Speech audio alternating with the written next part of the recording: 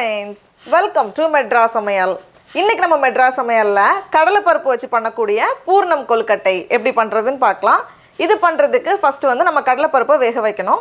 1/2 cup கடலை பருப்பை 2 வாட்டி தண்ணியில நல்லா அலசி சுத்தம் பண்ணி இந்த மாதிரி எடுத்து வச்சிருக்கேன். இப்போ இதை வந்து ஒரு குக்கர்ல மாத்திடலாம். கூடவே தேவையான அளவு தண்ணி. நான் வந்து ஒரு 1.5 கப் போல தண்ணி சேர்த்திருக்கேன். நம்மளோட தேவைக்கேற்ப மூடி வச்சிட்டு இந்த கடலை பருப்பு நல்லா வேகுறது வரைக்கும் நம்ம வந்து வேக வைக்கணும். கடலை பருப்பு நல்லா வெந்து ரெடியா இருக்கு. இத வந்து நம்ம லைட்டா அழுத்தினாலே அழகா ஈஸியா வந்து மசிஞ்சு வந்துரும். கரெக்ட்டா இருக்கு. அடுத்து நம்ம வந்து ஸ்டஃபிங் பண்ண ஆரம்பிக்கலாம். அதுக்கு ஒரு panல 1 டேபிள்ஸ்பூன் நெய் சேர்த்துக்கோங்க. நெய் உருகுனதும் இதுல 10 போல முந்திரி பருப்பு. அதை வந்து ரொம்ப சின்னதா கட் பண்ணி வச்சிருக்கேன். அதையும் உள்ள சேர்த்துட்டு இந்த முந்திரி பருப்பு வந்து கொஞ்சம் பொன்னிறமா வரட்டும். இப்போ இந்த ஸ்டேஜ்ல 1/2 கப் துருவுன தேங்காய் சேர்த்துட்டு இந்த தேங்காய் வந்து லைட்டா வறுபடட்டும். 1 நிமிஷம் போல வறுபட்டா போதும். இப்போ இதை எடுத்து நம்ம மாத்தி வச்சிடலாம். அடுத்து நமக்கு வந்து வெல்லம் வேணும். நான் இன்னைக்கு வந்து 1 கப் வெல்லம் எடுத்துர்க்கேன். இது வந்து 150 கிராம். கல் எதுவும் இருக்காது அப்படி நினைச்சீங்கன்னா நம்ம வந்து டைரக்டா சேர்த்துக்கலாம். 1 கப் வெல்லம். இது வந்து 150 கிராம். கூடவே ரொம்ப கொஞ்சமா தண்ணி போதும். அதிகமா தண்ணி சேர்த்தற கூடாது. அதிகமா தண்ணி சேர்த்தோம் அப்படினா அந்த பூர்ணம் ரெடி ஆகிறதுக்கு ரொம்ப நேரம் ஆகும். சும்மா அது கரையிறதுக்கு மட்டும் தான். இப்போ வெல்லம் இந்த மாதிரி கரைஞ்சதும் நம்ம வந்து வடிகட்டிடலாம். இப்போ இந்த வெல்லத்தோட நம்ம வேக வச்சிருக்கோம்ல கடலை பருப்பு அதையும் உள்ள சேர்த்துக்கோங்க.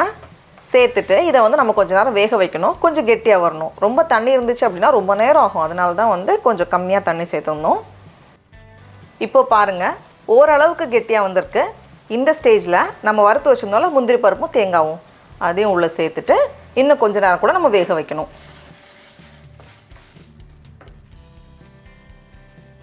இந்த ஸ்டேஜ்ல நல்ல வாசனைக்காக கொஞ்சம் ஏலக்காய் தூள் கூடவே 1 டீஸ்பூன் நெய் சேர்த்தோம் அப்படினா இன்னும் கொஞ்சம் வாசனையா காயாம இருக்கும்.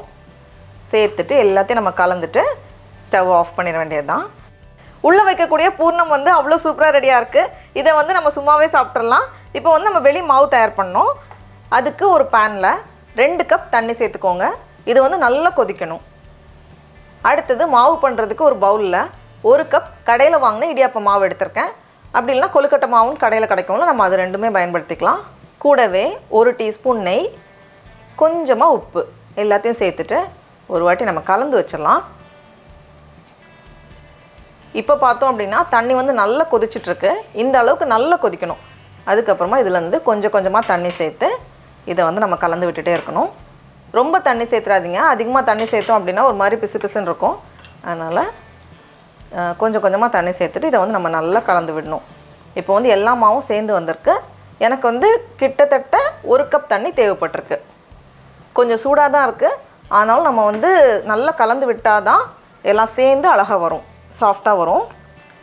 இந்த மாதிரி எந்தவித விரிசலும் இல்லாம அழகா கலந்து வச்சிருக்கேன். இப்போ கையில கொஞ்சமா நெய் தடவிக்கோங்க. இல்ல எண்ணெய் தடவிட்டு கொஞ்சமா எடுத்துடலாம். மீதி இருக்கிறத வந்து எப்பவுமே நம்ம மூடி வைக்கணும். இல்ல வந்து காஞ்சி போயிடும்.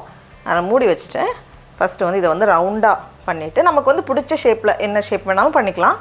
ரவுண்டா பண்ணிட்டு அதுக்கு அப்புறமா உள்ளங்கையில வச்சு நல்ல ஒரு அழுத்தம் கொடுத்துட்டோம் அப்படினா அழகா விரிஞ்சு வந்துரும். அதுக்கு அப்புறமா நமக்கு வந்து இன்னும் கொஞ்சம் மெல்லிசா விரிக்கணும். விரிச்சதுக்கு அப்புறமா நம்ம பூர்ணம் பண்ணிருக்கோம்ல அதுல இருந்து கொஞ்சமா ஒரு பால் மட்டும் எடுத்து உள்ள வச்சிட்டு நல்லா சுத்தி சீல் பண்ணிரணும். அதுக்கு அப்புறமா எந்தவித விரிசலும் இல்லாம நம்ம வந்து நல்லா அழகா ஷேப் பண்ணனும். ஏதாவது விரிசல் இருந்துச்சு அப்படினா நம்ம வந்து வேக வைக்கும்போது அது வந்து விட்டுரும். இதுக்கு அப்புறமா நமக்கு வந்து ஷேப் வேணும் அப்படினா ஒரு ஸ்பூன் இல்ல ஒரு ஃபோர்க்கோட பின்னாடி பக்கம் அப்போ வந்து கொஞ்சம் குண்டா இருக்கும்ல அதை வச்சு லைட்டா நம்ம லைன் போடணும். ரொம்ப அழுத்தி போட்ற கூடாது. விரிசல் வந்துர கூடாது. நடுவுல வந்து ஒரு உலர்ந்த திராட்சை அப்படி வச்சோம் அப்படினா கொஞ்சம் சீனா இருக்கும். இட்லி தட்டுக்கு மேல லைட்டா நெய் இல்ல எண்ணெய் சேர்த்துட்டு இத வந்து நம்ம அடுக்கி வச்சிரலாம். அதுக்கு அப்புறமா கீழ தண்ணி கொதிச்சு ஆவி வந்ததுக்கு அப்புறமா உள்ள வச்சிட்டு 10 நிமிஷம் போல வேக வச்சுக்கோங்க.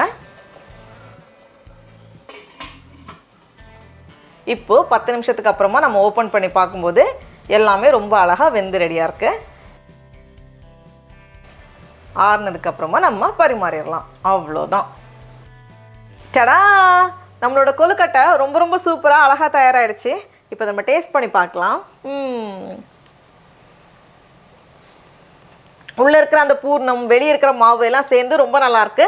அனைவருக்கும் அட்வான்ஸ் விநாயகர் சதுர்த்தி நல்வாழ்த்துக்கள். நீங்களும் கண்டிப்பாக இந்த விநாயகர் சதுர்த்திக்கு இந்த கொழுக்கட்டை செஞ்சு பாருங்கள். உங்களுக்கு இந்த வீடியோ பிடிச்சிருந்துச்சுன்னா மெட்ராஸ் சமையலுக்கு சப்ஸ்கிரைப் பண்ணுங்கள்.